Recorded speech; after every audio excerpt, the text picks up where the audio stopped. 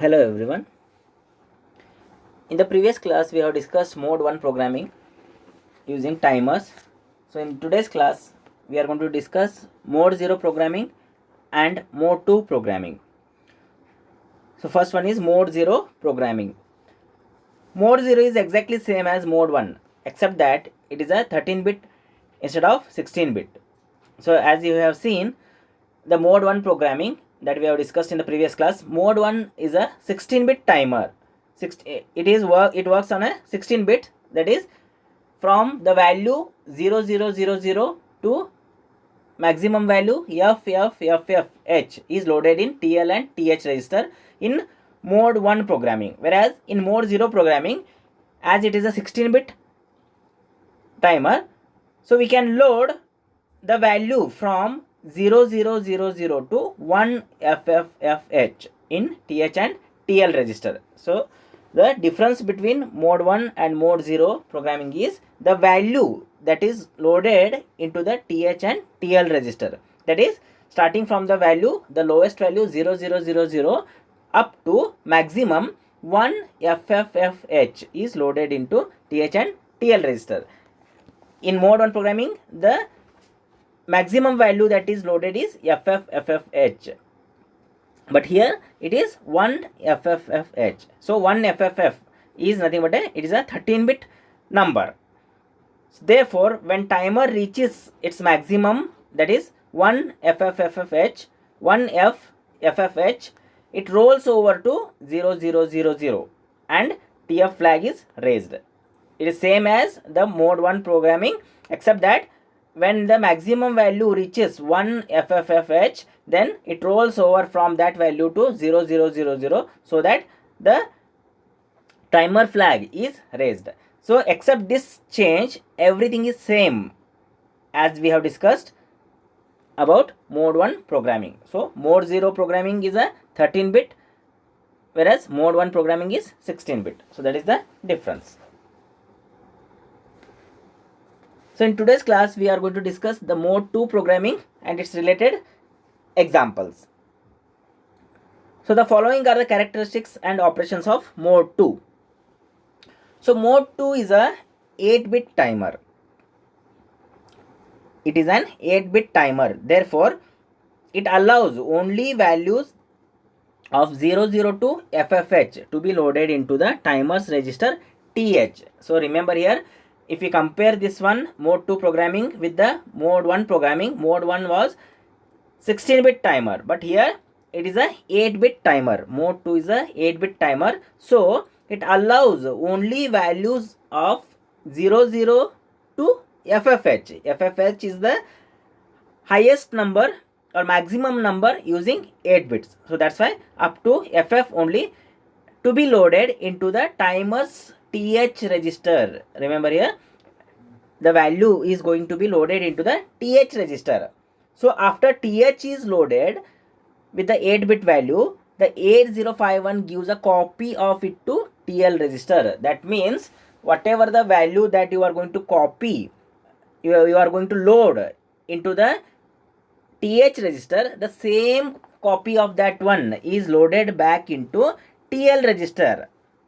So then the timer must be started. So as in case of mode 1 we have discussed, same way here also, after loading the value into the TH and TL register, the timer is started. In mode 1 programming, here also when the value is loaded into TH register, its copy is available in the TL register also, then the timer must be started. So this is done by the same thing again, by using a software method, that is using the set bit TR0 for the timer 0 or set bit TR1 for the timer 1. So to start the timer, you are going to use the instruction set bit TR0 for the timer 0 and set bit TR1 for timer 1. So after the timer is started, it starts to count up by incrementing the TL register. So remember here, after the timer is started, it starts to count up by incrementing the TL register it counts up until it reaches its maximum limit, that is FFH. So when it rolls over from FF to 0 0, it sets high the TF flag, that is same as mode 1 programming. Here also, when it reaches the maximum value is different here, that is FFH, because it is a 8-bit timer.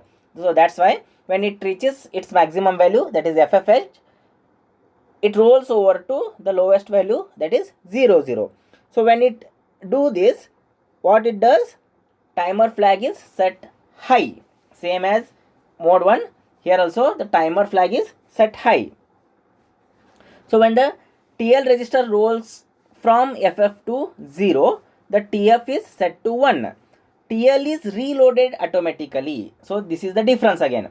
So in case of mode 1 programming, we have loaded back the original value into TH and TL registers. We have manually done this procedure, that is loading back the original value into TH and TL register. But here in mode 2 programming, what happens, when the TL register rolls over from FF to 0, the TF is set to 1, then TL is reloaded automatically. Why? Because the original value already kept in TH register, so that value is loaded into TL register automatically. So reloading is automatic. So remember here. So to repeat this process, we must simply clear the TF flag. So in case of mode 1 also, we have cleared the TF flag manually. Here also we have to clear the TF flag manually. So to repeat the process, we must simply clear the TF flag, then let it go without any need by the programmer to reload the original value. So the difference is, you need not to load the TL register automatically, it is reloaded automatically. So that is the difference. So this makes mode 2 an auto reload. So why the name is auto reload for mode 2 is because a copy of the value is already present in the TH register, so that is going to be loaded into TL register automatically. That's why mode 2 program is also called as auto reload. So this makes mode 2 an auto reload, in contrast with mode 1, in which programmer has to reload the TH and TL register. So as we have already discussed, mode 1, we have to load the value in TH and TL register manually. Programmer has to do this, but here in the mode 2 programming, the value is automatically reloaded into the TL register, because the same value is kept in TH register. So diagrammatically that is shown in the figure. So observe there, TL, when TL is loaded by the TH register, and that copy is reloading arrow mark is shown. That's why, that is the connection. That's why the value in TL is reloaded automatically. So whenever the value from FF rolls over to 0 0, the TF flag in a TCON register is set high. Then it is cleared by the programmer and the process is repeated.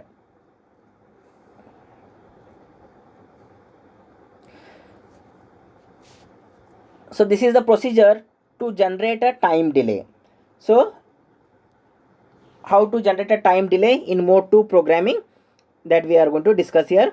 The first step is to load the T-mode value register indicating which timer, that is timer 0 or timer 1, is to be used, and the timer mode, that is mode 2 programming we are doing. That's why mode 2 you have to select. So similar to the mode 1 programming, in mode 1 programming we have to use a T-mode register indicating which timer we are using, timer 0 or timer 1. Here also the same thing, load the T-mode register with the value indicating which timer we have to use. Either we have to use timer 0 or we have to use timer 1. Only difference is, in case of mode 1 we were using mode 1, that is M1 and M0, value was 0 1. Here if you want to choose mode 2, the M1 and M0 value must be 1 0. That is how we are going to choose a mode 2. Either you can use mode 0, timer 0 or timer 1. Any timer you can use. Then second step, load the TH register with the initial count value. Similar to the mode 1 programming, here also the value must be loaded. But remember here, value must be loaded in only TH register. 8-bit value must be loaded. Then start the timer. How to start the timer? That is by using the instruction set bit tr0 for timer 0 and set bit tr1 if you are using a timer 1. So these are the two instructions that are used to start the timer. So start the timer. Fourth step, keep on monitoring the timer flag with the JNB TFX. X stands for 0 or 1 target instruction to see whether it is raised.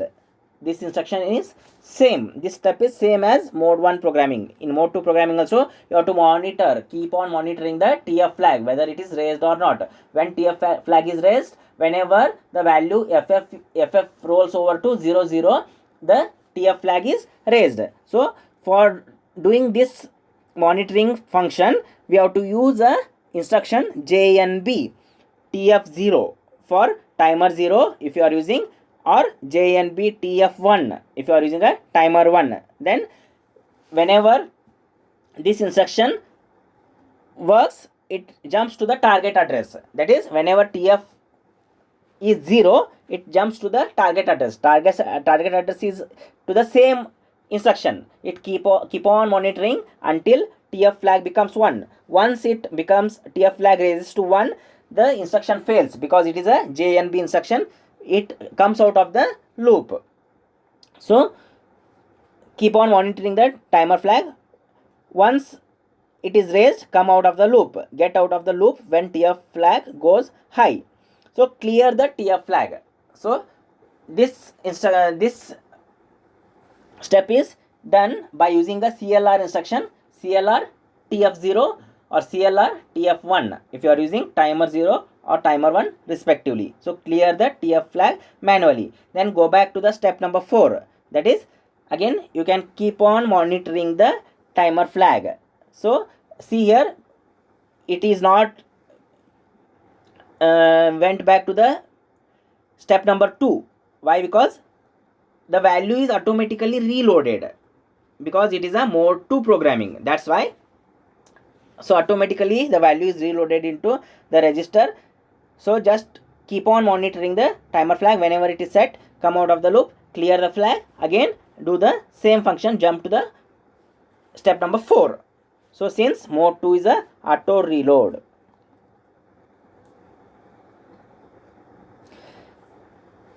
So we will see few examples. Example 1. Assume xtal, that is crystal, equal to 11.0592 megahertz. Find the frequency of the square wave generated on pin P1.0 in the following program. The program is provided, so you have to find the frequency of the square wave here generated on a port 1.0. The crystal frequency given is 11.0592 megahertz. So the program move tmode #20h. The value that is loaded into tmode register is 20h. So what do you mean by 20h here? 00100000. So that means, so it is a timer 1 and the value M1 and M0 in timer 1 is 10. That's why it is a 8-bit auto reload, mode 2 programming it is. So when you load a value 20h or 02h, so it is either T1 or T0 respectively in mode 2 programming. So mode 2 programming we are using, that's why we have loaded the value 20h in T mode register. So this kind of example we have studied it in the previous class. Go through that. Move th1 #5. Some arbitrary value is loaded, that is count, into th1 register. Now start the timer, that is set bit tr1. Start the timer 1. Then monitor the tf flag, JNB tf1 back. Back is its destination is again to the same instruction. So from 5 it goes on counting up until it reaches FF. Once it reaches FF, it rolls over to 0 0. Once it rolls over to 0 0, TF flag becomes 1. When TF flag becomes 1, come out of the loop. So it will come out of the loop. Then CPL P1.0. Suppose if the value of P1.0 earlier is 0, now it becomes 1. Complement the P1.0 value to either high or low. Then clear the TF flag, that is clear the timer 1 flag. So manually timer 1 flag is cleared. So after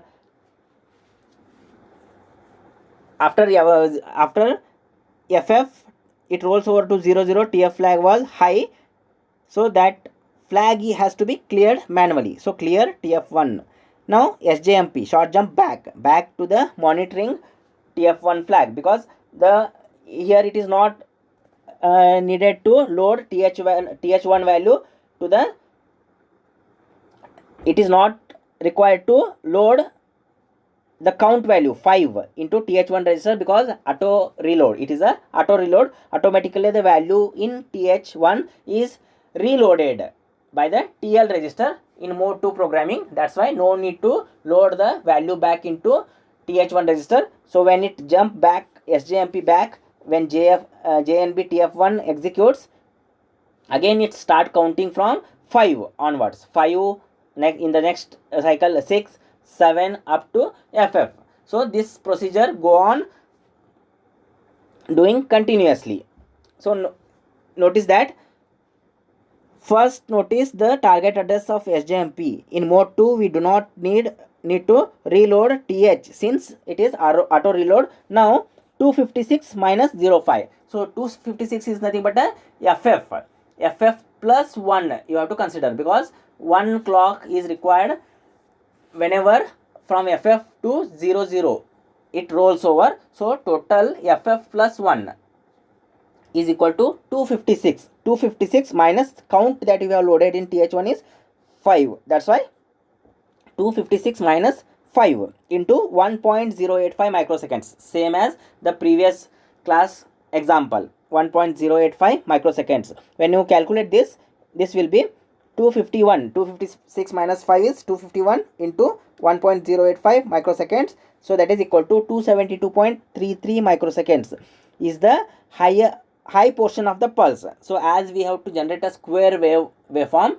it has two parts. One is T on, another one is T off. We have just found higher portion of the pulse, that is half of the pulse.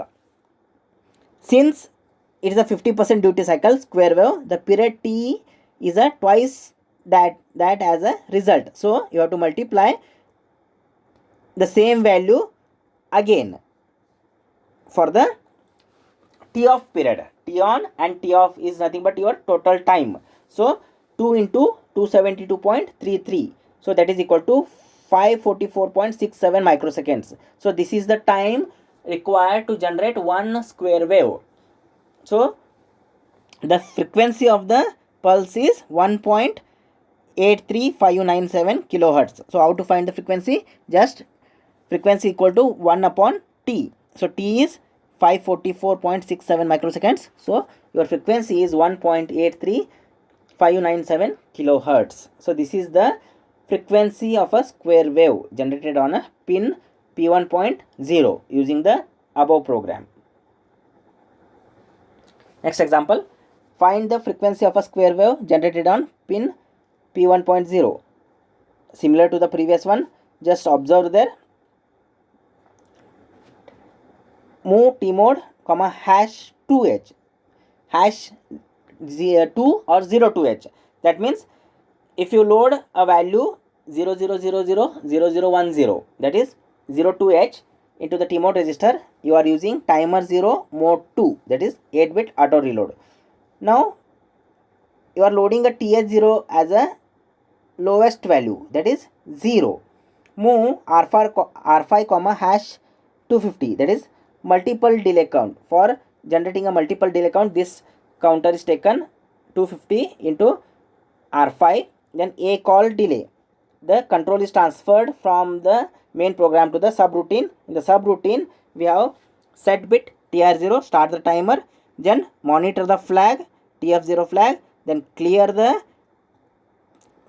TR0, that means stop the timer, then clear the timer flag DJNZ R5.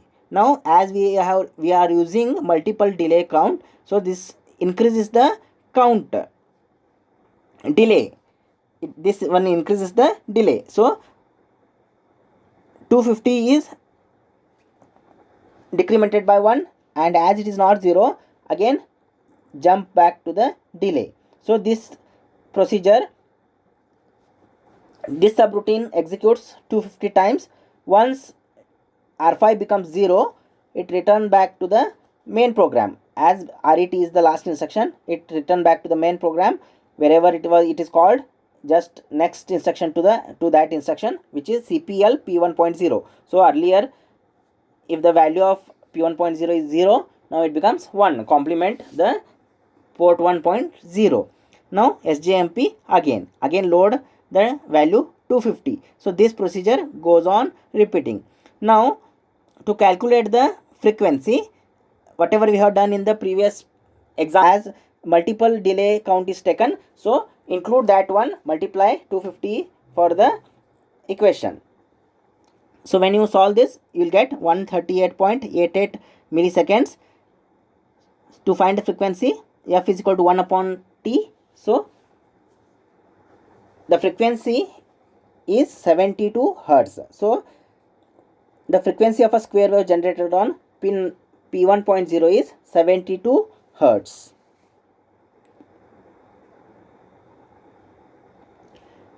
Next example, example 3. Assuming that we are programming the timers for mode 2, find the value that is in hexadecimal loaded into TH for each of the following cases.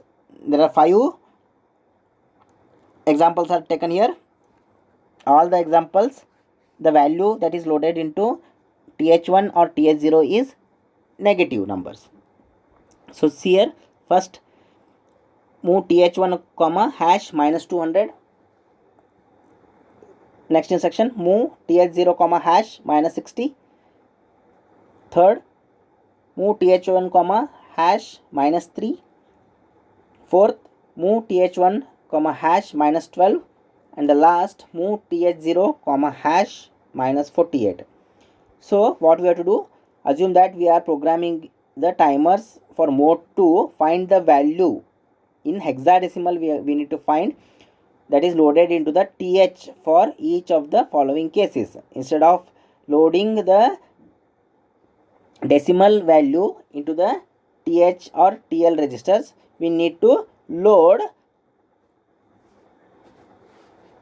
the hexadecimal number. So we need to convert the minus decimal number into hexadecimal number.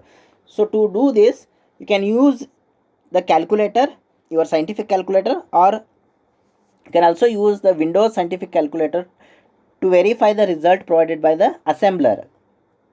In Windows calculator, select decimal and enter the number 200. Then select hexadecimal. Then use the plus or minus sign to get the TH value.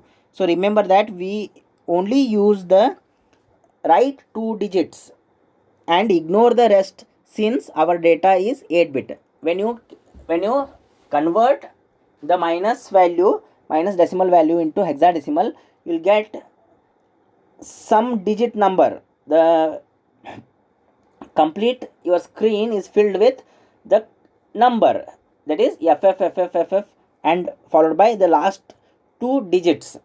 So you have to consider only the last 2 digits here, which is 8-bit digit. Ignore rest of the bits. So when you do this, for the decimal number minus 3, the hexadecimal number is going to be FDH, that is in the 2's complement form, that must be loaded into the TH register. That is, move TH1 comma hash, instead of minus 3 you have to load FDH. So this is the result FDH. FDH is in hexadecimal, so -3 when you convert this, it is in a 2's complement form. So equivalent of -12 is F4H, -48 is D0H, -60 is C4H, and -200 is 38H. Thank you for watching the video.